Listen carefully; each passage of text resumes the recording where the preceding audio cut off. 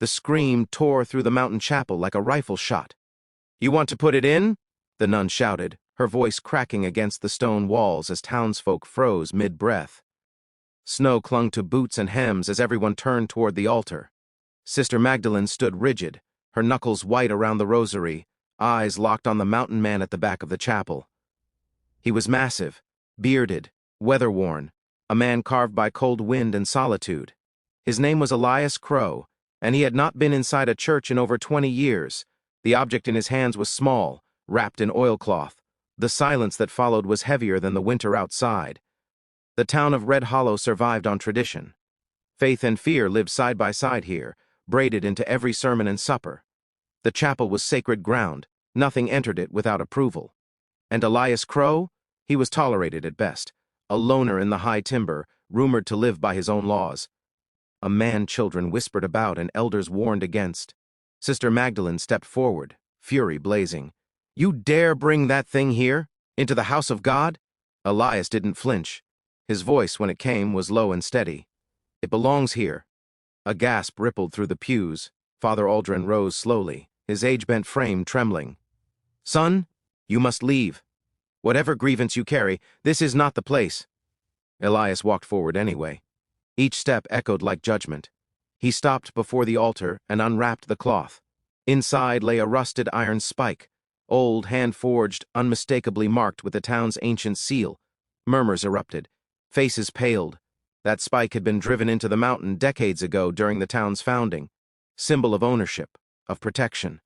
When it vanished years later, the elders blamed Elias. Said he'd stolen it, desecrated it, cursed the valley. Elias lifted it high. "This," he said, "was used to bury the truth." Sister Magdalene's scream returned, sharper now. "You want to put it back? After what it's done?" Elias's eyes burned. "No, I want to show what you hid." He slammed the spike onto the altar. Chaos followed. Men surged forward. Women cried. Someone shouted to call the sheriff, to exile him, to burn his cabin down. Father Aldrin's voice cracked through the noise. "Enough!" But it was already too late. Elias spoke again, louder now, his words cutting through the fury. He told them how the spike had sealed a cave after a landslide, how screams were heard for days, how the town leaders, men now honored in portraits, ordered it sealed to protect mining profits. "They left people to die," Elias said, "including my brother." The chapel fell deathly still. Sister Magdalene staggered back, as if struck. Elias picked up the spike. "I carried this truth for 20 years. Tonight, it goes where lies once lived." He turned toward the altar recess, toward the ancient stone foundation beneath the chapel. The outrage exploded. "You can't!" Someone screamed, "This is sacrilege!" The sheriff shoved through the crowd. "Elias Crow, you are under arrest." Elias didn't resist. As they dragged him away, he called out, not in anger, but warning. "You bury truth long enough," he said. "It breaks stone." The town woke to bells, not the gentle kind, alarms.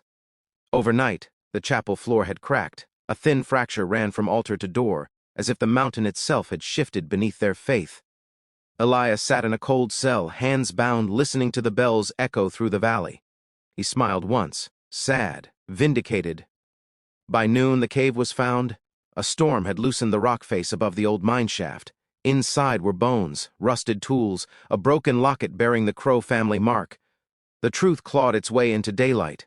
Father Aldrin knelt in the snow when he saw it, wept openly. Sister Magdalene did not speak for days. The town gathered in the square as the sheriff unlocked Elias's cell. No cheers, no apologies, just silence heavy with shame. "You were right," the sheriff said quietly. "They want to hear you." Elias walked into the square carrying the spike one last time. "I didn't come for forgiveness," he said. "I came so the dead wouldn't stay buried under lies." An elder stepped forward, one of the last who'd signed the order long ago. "We did what we thought was necessary." Elias met his gaze. "That's how evil survives." He placed the spike at the center of the square. "Bury it if you want," he said. "But now you know." Then he turned away. No one stopped him. Years later, they would say Red Hollow changed that day. The chapel became a memorial. The mountain was renamed. And Elias Crow? He vanished back into the high timber, a legend not of fear, but of truth.